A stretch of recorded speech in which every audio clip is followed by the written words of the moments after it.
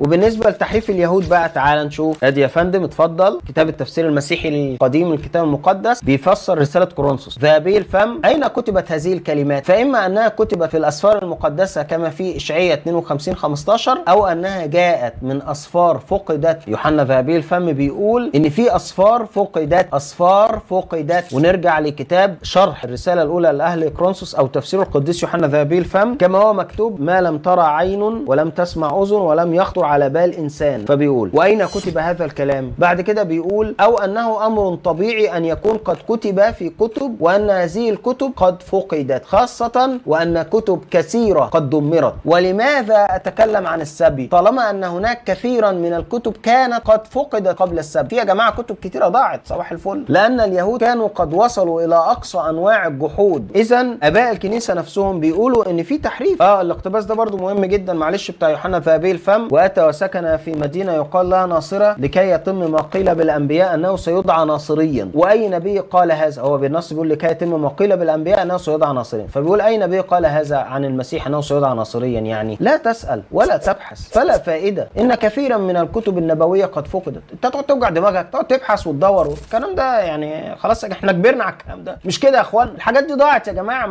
ما تسالش وتبحث. الكثير من كتب الانبياء قد فقدت، كما ان يلاحظ في سفر اخبار الايام، لان اليهود بسبب اهمالهم وسقوطهم في اكثر الاحيان في هويه الكفر فقدوا بعضهم، ضاع منها يا جماعه، واحرقوا هم انفسهم او قطعوا البعض الاخر. فان كانوا يهملون كتبهم هكذا وليس من وثني بينهم، فبالاحرى كثيرا ما غزاهم الوثنيون. يعني حتى يوحنا ذهبي الفم بيقول كانوا بيعملوا الاهمال ده وما كانش فيه وثنيين بينهم، فبالك بقى لما غزوهم الوثنيين وحصل اضطهادات عليهم او حروب. فكذلك الامر على المسيحيين، يعني نفس الكلام.